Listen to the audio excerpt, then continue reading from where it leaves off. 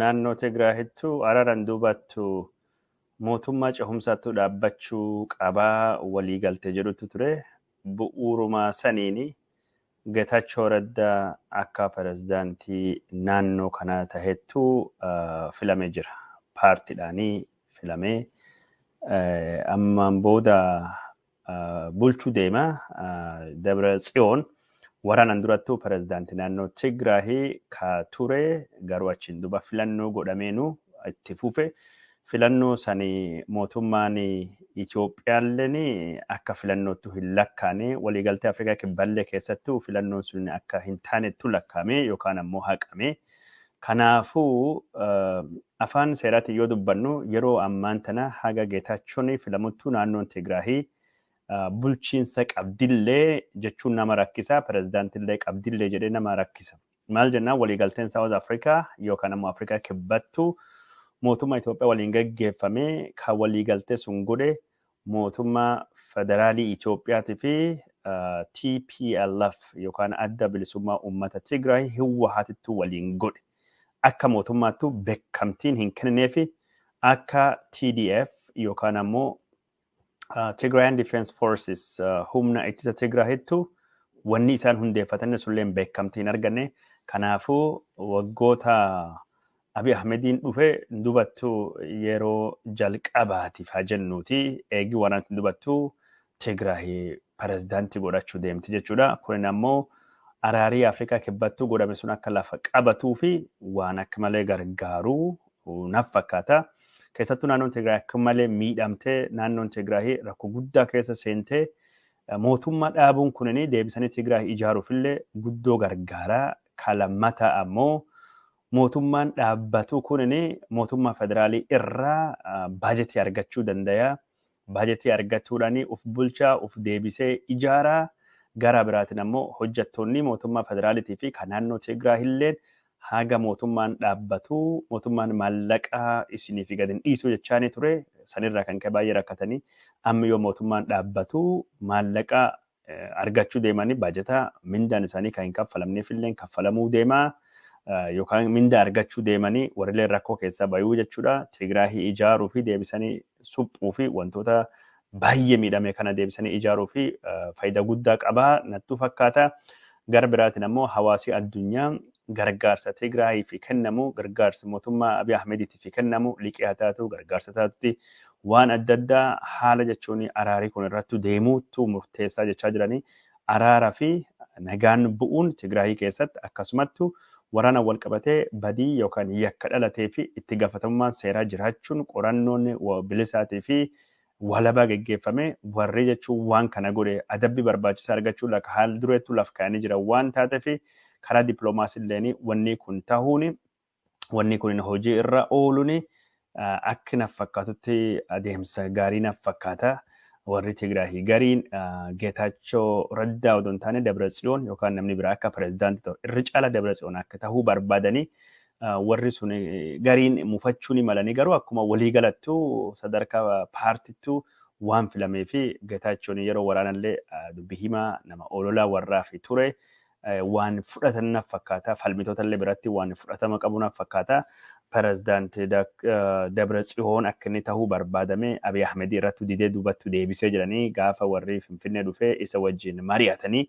Kanaafuu namni kunini Geetaachoo Raddaa filamuun akka malee jechuun miira gammachuu tokkoon falmitoota illee haga tokkottu biratti uume jira. Warra raayyaa biralleetti gammachuu uume ture. Namni kunini Geetaachoo Raddaa nama raayyaati. Raayyaan hundee warra Oromoodha. Raayyaa ammoo warri Amaaralleen falmii irrattuu kaasa. Yeroo jalqabaatii fi hoggansa olaanaa naannoo Tigraayitii fi namni raayyaa dhalate tokkini bakka suniin bahe jechuudha. Kun jechuun warri raayyaa waraana keessattuu gahee gurguddoo qabanii warri raayyaa jechuun seenaa Tigraay keessatti bakka gurguddoo taphatanii dhiyuma kanaayyuu fakkeenyaaf Jeneraal Sa'aarenleen nama raayyaati. Namni maqaan isaa kun Tsaadiqaan Gabratinsaayilleen nama raayyaati. Geetaachoo Raddaalleen nama raayyaati. Kan ammaan pirezidaantii naannoo Tigraay ta'e artistiin Tigraay akka malee sirbaan beekamu sirbu warraatiin Kiroos Alemahayyoo namni jedhamulleen nama raayyaatiidha. Hiddi dhaloota isaa Tembeen irraa. Tembeen jechuun Tigraayota warra hundeen isaanii aagooti. Inni achi dhufanii garuu bakki inni itti guddate of beekee sirba keessattuu beekama ta'ee Tigirinyaan ittiin sirbu illee Tigirinya raayyaatiidha. Tigirinya jechuun Meqalee yookaan ammoo Aksumii yookaan ammoo Tigirinya naannoo biraa kan isaan akka istaandardiitti fudhatan xiqqoo adda jechuudha. Kun jechuun akka malee gammachuu guddaa uumee jira. Gara raayyaa keessattuu ammoo gamii tokkinii gamii raayyaa ammaan tanallee Amaaraan qabamee jira. Oromoollee birattuu miirii gammachuu tokko uumamee jira. Maal jennaan Geetaachoo Raddaa nama haga tokkotti jechuun Oromoo wajjin hariiroo raayyaan qabdu beekuu jedhama dubbatama. Yeroo waldhabii dhalachuun durattuu gaafa Abiyyi Faatii gara aangootti dhufanii warri garii akka jedhanitu ani jechuun Tigree har'a guyyaa keessa Tigree taane malee hundeen keenya jechuun hiddii keenya kan irraa dhufne Oromoo nu obboleeyyanii jedhee dubbatillee jedhamellee dubbatama. Sun qofa osoo hin taane Geetaachoon jijjiiramee kunin gaafa kararraa hin baane jechuun yeroo jalqaba dhufan sun magaaluma Shaggarii yookaan Finfinnee kan jettu kanallee maqaa Addis Ababaa jedhu dhiisee guutumaa guututti maqaa Finfinnee jedhu yaama. Oromiyaallee keessattuu araaree akka dhalatullee wayillee gaafatallee ture dippiloomaatotallee wajjin hariiroo cimaallee qaba beekumsa seerallee akka malee qaba dandeettii guddaallee qaba. Namni kun jechuun dandeettii afaanillee guddaa qaba. Hawaasa dippiloomaasii wajjinlee hariiroo cima guddaa qaba. Karaa kanaafuu Geetaachoon guddoo milkaa'ullee jaalatamullee danda'a garuu Amaaraa wajjin ammoo akka malee rakkoo guddaa qaba. Keessattuu yeroo waraanaa dubbii hima waraanaa waan ta'e ololaa oofaa turee fi herrega walirraa buusne warra Amaaraatiin waliin dhiisnu hisaabinnaa waraarri dalleen kan inni jedhee fi waan adda addaa kan inni jedhee fi isaan nama kan jechuun hidhiitti ciinatanii jiranii inni muudamuun ammumtanaayyuu warra birattuu hin jaalatamne rakkoo guddaatu dhalachuu deemaa namni herrega walirraa buufannuu qabnaa jedhu kunoo ammallee aangootti dhufee jira gara Walqaayitii Tsagadeetii fi Raayyaatiin nuti duuluu deemaa jedhanii rifachuu tokkotu jira. Akka hundaafuu Geetaachoo Raddaa filamee baga gammaddanii nagaan laf qabachaa jira wanni jedhu miidiyaa hawaasa gubbaatti bal'inaan naannawaa jira. Kana wajjin qabsamee muudamni kun akka tasaa ta'e halkanuma kaleessa akka dhaga'ame oduun kun akka biyyatti halkan gaafate jechuudha. Maali sababni isa jijjiiruu mootummaa naannoo Oromiyaa kana jijjiiruun sababni barbaachiseef maal jechuu dandeenya? Naannoo Tigraay jechuu feetese. Maal seeta muudamni akka tasaa hin taane wanni kun jechuun waliigaltee Afrikaa Kibbaatiin duubattu mootummaan cehumsa kan naannoo Tigraay akka hundeeffamu achiin duubattu yeroo ta'een duubattu filannoon mootummaan federaalii hogganu akka inni geggeeffamu naannoo san keessattuu karoorfamee ture. So guyyumsan iyyuu irraa kaasanii irratti hojjechaa turan. Dhiyyuma kanaayyuu kaabineen fi mootummaa naannoo Tigraay falmitootaa fi mootummaan warri Hiwwahaatii fi warri waraanaa TDF ofiin jedhu irratti jidduutti wal falmaa wal dhabaa turanii. Maqaa namallee qabatanii gara Abiyyi ittiin dhufanii maal jennaan akka waliigaltee Afrikaa Kibbaattuu mallattaa'ee mootummaan federaalilleen irratti waliigaluu ni qaba. Muudamtoota warra Abiy Ahmed harkattuu didee jedhamee dubbatama. Baay'inni kaabinee sun naaf hin taane hoggana jettanii namni isin dhiyeessan Dabratsiyoon illee naaf hin taane bu'uura waliigalteetiin isin hogganuu hin qabdanii isin keessa nama tarkaanfata yookaan duratti deematu ta'uu qaba. Kanaafuu falmitoota illee hammadha. Baay'ina kaabinee keessan illee qaxxiqqeessa yookaan wanni kun baajetii saamuu taati. Ammallee nama yaada tarkaanfataa qabu nama akkasii filadha jedheen ofirrattuu of duuba deebisee jedhama. Bu'uuruma sun hin jijjiirama yaada haala jechuun Abiy Ahmed irra yaadii yookaan gorsi dhiyaate fi bu'uura waliigaltee suniin muudamee kennamu mootummaan federaalaa irratti waliigaluu qabaa kan jedhamuun muudamni kun ni kenname. Muudama kan nu kalee haa dhageenyu malee wanni jechuun waan duruu karaa irra jiru isaan wal haasawaa jiranii keessollee mootummaa federaalillee wal dubbachaa turanii.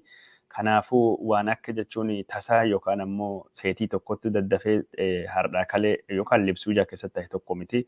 Hojii jechuun laf jala hojjetamaa ture naaf fakkaata. Galatoomee jijjiirama yookaan muudamni amma godhame kun akka Tigraayittis fi akkasumas akka waliigala Itoophiyaatti waan haaraa waan fiduu ni jira. Jijjiiramni inni fidu yoo jiraate maal jechuu dandeenya? Geetaachoon nama Dabratsiyoon irra nama addaati. Garuu akkina fakkaatu ammallee aangoon guddaanii harkuma TPLF yookaan Hiwwahaatii jirti. Adeemsi dhaabaa, hojii maatii dhaabaa, akeekni kaayoon isaa waan jijjiiramnatti hin fakkaatu. aangoon Dabratsiyoon irraa gara Geetaachoo dhufu waan guddaa waan jijjiiru natti hin fakkaatu. Maal jennaan warri kunini warra kanaan dura hojimaata dhaabaa yookaan ammoo direjitaawii asiraarii hojii irra oolchee wanni isaanii baay'ee to'atamaa wanni isaanii jiddu galeessa irraati ka karoorfamu waan taateef wanni addaa tokkini waan ta'u natti hin fakkaatu. Garuu haala ammaan tan araaraa kan dhufaa jiru ka Afrikaa kibbaa kunilleen adeemsa addaa nama addaa sirna addaa waan adda barbaadaa jedhamee waan jiruufi kun jechuun carraan jijjiiran dhalachuu danda'u tokkini hin jiru jechuu miti. Kanaafuu Geetaachoon akka jechuun hubannoo addaa qabu tokkotti akka nama dippiloomaatota wajjillee wal dhageettii qabu tokkotti nama siyaasaa qofa miti Geetaachoon piroopagaandistii qofa miti nama barnoota guddaallee qabu nama jechuun ololaa fi gaafa waraanaa gara mirgattuu akkas cillaanfatee yaada akka finxaalessaa fakkaatu haasa'e malee qabatamaan ammoo nama akka malee gara jiddu galeessa yaadisa dhufu warra Amaaraa kanallee wal jibbinsa baay'eellee hin qabu warra Oromoo kanallee nama hubatu hawaasa addunyaa dippiloomaatotallee hubatu rakkoo Tigraayin keessa dabartee kakalee kaardhaatii fi kabarooti deemtullee nama beekuu jedhamee yaadama. Namni kun jechuun ammaan tanattuu fudhatama guddaa falmitoota fi warra Tigraay irrallee waan qabuu fi jijjiirama ni fidaa jedhamee yaadama. Garuu bulchiinsi isaa salphaa ta'uu hin deemu. Rakkoo guddaattuu isa eeggachuu deema. Tokkini rakkoon guddaan isa eeggattu rakkoo keessoo Tigraayitidha. Ammaan tana falmitoota ilkaan baasanii isaan falmanittu jiran. Bara Dabratsiyoon faatii ulee qabanii qawwee qabanii Tigraay fi Itoophiyaallee akka biraa ukkaamsanii miquqqaalanii afaan qabanii bulchanii isaan jala namni cuqqeedhu namitti dubbatu hin jiru namu uusee jechuun mataa qabatee isaan jalatti bula.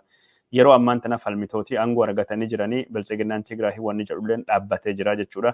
Kanaaf akka durii sun humni hin qabanii waan godhan cufa mootummaa federaalii waliin godhanii jechuudha. Geetaachoo wanni guddaan isa eeggatu tokkini Tigraay deebisanii ijaaruudha. Tigraay barbaadoftee waggaa 40 yoo akkam xiqqaa duubattuu deebitee jirti. Akka warra gariittuu haga waggaa 70 duubattuu deebitee jirti. Yuunivarsiitiileen Tigraay misoomni karaan riqichi manneen barnootaa manneen fayyaa wanni biyyi sun qabdu caasaleen misooma jedhamu kanaan suni cuftu barbaadaa jira.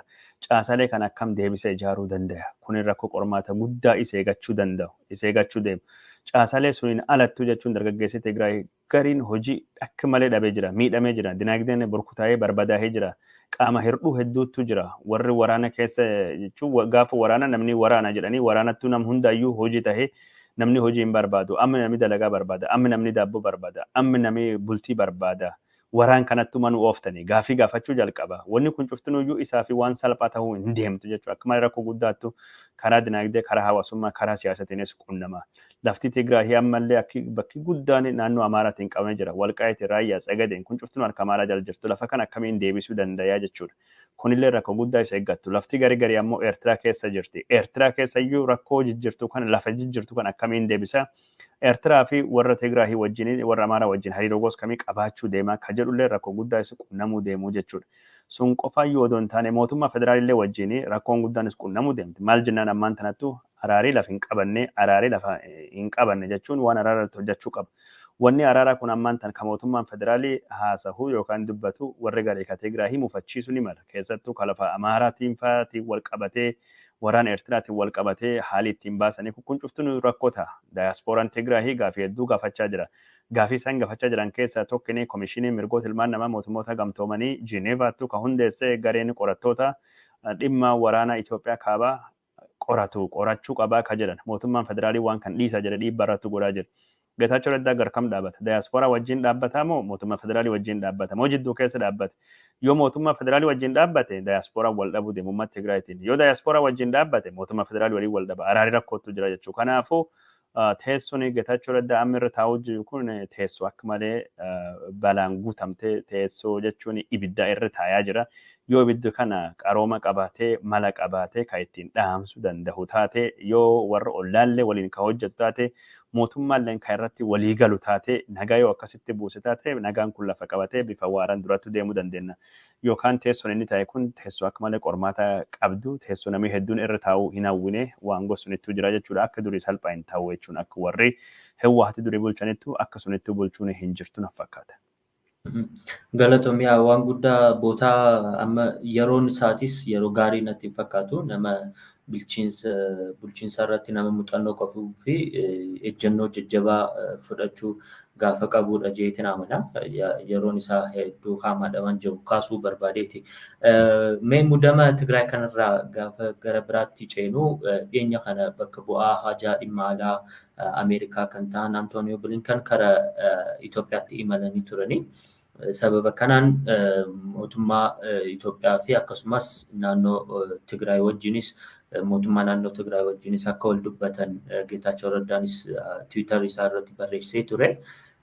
Kana wajjin wal qabatee mee bu'aan isaan fidan asoonii Antoonii Bilinkan mootummaa Itoophiyaa fi mootummaa naannoo Tigraay kana wajjin godhee bu'aa inni fidee maal jechuu dandeenya? Ameerikaan haga waraanii kun dhalate waggoota lamaan kan mootummaa Abiy Ahmedii baay'ee qeeqaa turte. Hariiroo dippiloomaasii kan biyyi sun wajjin qabdullee gadi buustee gargaarsa biyyi sunii kennitullee gargaarsa namoomaatii fi gargaarsa xiqqaa waan dabarte irra dhaabdee waan Itoophiyaan irra fayyadamaa turtu akka waliigaltee Agwaafaa keessa Itoophiyaa ariitee biyyoonni dhihaatii fi dhaabbileen akka baankii addunyaatiif maallaqa addunyaalleen mootummaa Itoophiyaatii fi gargaarsa hin kennine goote. Ameerikaan dhiibbaa kan uumuudhaanii qaamii wal lolaa jiran lachuu gara araaraatti akka dhufanii waliigaltee Afrikaa Kibbaatiif Naayiroobii kan irra dhaqqabanii duubaan gumaacha guddaa gumaachite. Amma Ameerikaan jechuun gara Itoophiyaatti dhuftee mootummaa Abiy Ahmedii wajjin sadarkaa ministeera haajaa alattu ministeerri haajaa alaa Ameerikaa jechuun sadarkaa dippiloomaasii addunyaatti dippiloomatii lakkoofsa tokkoffaa gubbaa jiru. Itoophiyaa dhufuun isaa dippiloomaasii mootummaa Abiy Ahmedii ka kufee fi waan akka malee akka injifannootti ilaalamu tokko jechuudha. Kun ammoo araara jajjabeessuufillee waan ta'u araara Tigraay keessattuu jalqabee kan jechuudha.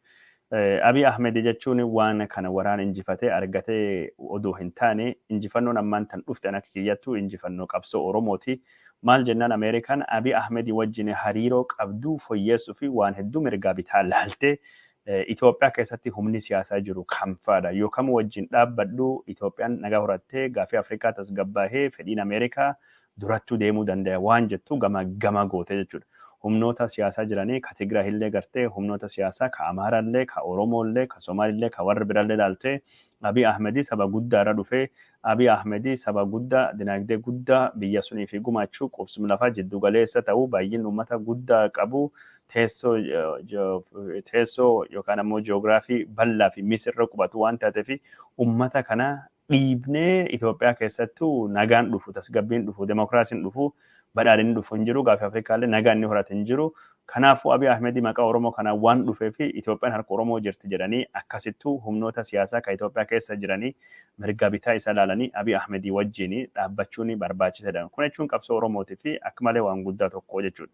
Maal jennaan Abiy Ahmedii bulchiinsisa bulguudhaa bineensa maali jedhanii warri fonqolchi mootummaa dhiyoo kanallee maqaa amantiitiin godhuu barbaadee Ameerikaatti nutti Itoophiyaa jaaruu Itoophiyaa guddisuu bulchuu beeka. Oromoon biyya bulchuu hin barbaanne biyya sana qeera dhiigaan balleessanii jiranii jedhanii akkasitti himachaa turanii. Ameerikaan mirga bitaa ilaalte himatu warra sun seenaa Itoophiyaa kan waggaa hagamii jedhan keessatti bulchanii arganii sirna nafxanyaati wanni isaan oomishanii walqixxummaa rakkoo adda addaa uumanii sirna durii sun angootu deebisnee jedhanii Itoophiyaa keessa rakkoo guddaattu dhalachuu deema. Kun jechuun biyya uummata miiliyoonii 120 ol qabdu nagaa dhabdee yoo akka Siiriyaa taate akka Yemanii taatu akka Liibiyaa taate galaana baqattootattu Awurooppaa fi Ameerikaallee irra dhangala'uu deema. Kanaafuu bulchiinsi warraa hin ta'u. Ka warra Tigree waggaa 27 laallee arginee jirra. Warrilleen dimokiraasii fi bulchiinsi gaarii waan jedhamu tokkollee hin beekani. Tarii misooma fiduu danda'anii. Kanaafuu Oromoon kunini qubsuma isaatiin, baay'inni isaatiin, teessoo isaatiin, ammallee obsi isaatiin yoo ilaaltu Itoophiyaan Oromoo malee hin tasgabbooftu. Oromooleen Itoophiyaan alatti tasgabbiin ishiilleen baay'ee rakkisa waan taateef Oromoo kana jajjabeessine haa qabannuuti. Bulchaan yookaan hooggantoonni isii jallatoollee eegii taatanii warrumka kana karkarsuuttu warrumka kana karaatu deebisuuttu wayya jettee akkasittuu Oromoo bira dhaabbattee na fakkaata jechuun akkaatanii Abiy Ahmedii wajjin Ameerikaanii hariiroo dippiloomaasii kan buuste. Abiy Ahmed nama akka malee carraati. Waraan Tigraay kan uummata miiliyoon tokkotti dhiyaatu fixee ammallee carraa kan argatee jira. Carraa kana Abiy Ahmed jabaa goota waan ta'eef odoo hin taane Oromoo waan ta'eef argatee na fakkaata. Hawaasa jechuun hawaasii addunyaa waan Oromootii fi beekamtii kennee hawaasii addunyaa Oromoon bakka inni qabu Itoophiyaa keessattuu jechuun hubatee ammoo dhugaa addunyaan Oromoo hubatte Oromoo walii hubachuu dadhabee ammaan tan gareen Oromoo wal lolaa jiran. Kanaafuu dhugaa addunyaan Oromoo fi hubatte kana jabeeffachuu fi cimsachuu barbaade warri Oromoo ka biyya keessa jiranii, ka wal dhabaa jiranii, ka qawwee walirratti kaasanii, ka waliin hojjanne, waliituu jechuun muufatanii warri akkasii kun hatattamaanii gara tokkummaa gara irraatti dhufanii wantoota hawaasii addunyaa akka dippiloomaasiitti nu beeke kanallee injifannoo kanallee cimsu waan hagammaan tana arganne jechuun xixiqqoo satan jajjabeeffannee guddoo gaafachuutti deemuu qabna. Dhugaa rakkoo guddaattu Oromoo dura jira. Gaafiin Oromoo hin deebine garuu nama waan xiqqoo kan jabeeffatee qabatee waan harka nu jirtu kan akka harkaan hin baane godhachuu danda'etti waan biraallee barbaadachuu danda'a, ittifachuu danda'a waan taateef wanni injifannoon karaa dippiloomaasiitiin Oromoon argatte kunin malee injifannoo guddanaaf fakkaata. An akkasittuu yaada. Gara biraatiin ammoo Ameerikaa warra wal lolaa jiru kana jajjabeessuu fi warra wal dhabaa jiru kana jajjabeessanii gara nagaattuu akka isaan dhufan barbaaddi. Kanaafillee waan guddaa tokko gara biraatii fi Oromoon jechuun baay'inni qabaa tasgabbii gaafa Afrikaatii fi fedhii Ameerikaatiif Oromoo qabaachuun barbaachisa ka jedhamu yeroo ammaan tana gaafa Afrikaa kan keessatti biyya tokkotti jechuun bakka dhaabbii cimaa argachuu barbaaddi. Ameerikaalleen sadarkaa addunyaa dorgomaa jirti. Isiilleen Chaayinaa isiittuu waan ta'e Raashiyaattuu jira. Warri kan lamaanuu jechuun gaafa Afrikaa keessatti Itoophiyaa keessatti akka bakka hin qabanne Itoophiyaa qabachuun Oromoo qabachuun barbaachisa waan taateef keessattuu Isaayyaas Afeworqii gara bobaa Raashiyaatii fi Chaayinaa deemuun carraa kana Oromoo fi carraa kan jechuun Itoophiyaa fi bane yoo carraa kan Oromoon akka hin gubannetti itti fayyadamtaate balbala dippiloomaasiitii fi sadarkaa addunyaatti injifannoo dippiloomaasii guddaattu banamee fakkaata. Imaluma Antoonii Bilinkan kanaa wajjin wal qabatee ispeeshaalii akkuma beekamu amata 4 darban kana keessa Oromoo mootummaan Itoophiyaa fi akkasumas qabsoon Oromoo adda addaatu godhamu jira akkuma beektu. Isa kana karaa araarratti waliif fiduuf ispeeshaalii waraana bilisummaa Oromoo wajjin mootummaa fi waraanni bilisummaa Oromoo haalli itti jiran ni beekamanna. Isa kana karaa araarratti fiduudhaaf bu'aan Antooniyoo Bilinkan imala karaa Itoophiyaa godhan kun bu'aa ni qaba jechuu dandeenya. Akka malee bu'aa guddaa qaba. Qabxeen dubbachuu fi yaadaa ture na gaafatte. Antoonii Bilinkan Itoophiyaa dhufee maaliif dhuftee jedhamee yoo dubbatu gaafatamee kanaaf yoo deebii kennu wasadii afurii fi dhufee jedhee dubbatee jira. Ka jalqaba kan inni dubbatee tokkoffaa araara Itoophiyaa keessattuu dhalatee jajjabeessuu fi hariiroo Itoophiyaa fi Ameerikaa waliin qabdu jajjabeessuu fi dhufee jedha. Ka lammaffaa wanni inni dhufee fi waraana kaabaa Itoophiyaa kaabattuu gaggeeffameen wal qabatee itti gaafatamummaan akka inni jiraatu barbaada jechuudha. Ka sadaffaa wanni inni dhufee fi Oromiyaa keessatti wanni ta'aa jiru guddoo yaaddessaa waan taateef araarii akka inni bu'u kanaaf dhufee jira. Ka afuraffaa kan inni dhufee fi gargaarsa namooma uummata bonaan gogiinsan oolan miidhamanii fi sanii fi dhufee sun Ameerikaan kennuufi dhufte jechuun wanni guddaan inni dhufeef keessaa tokkin Tigraahitti waanee Oromiyaadha kan inni dubbate.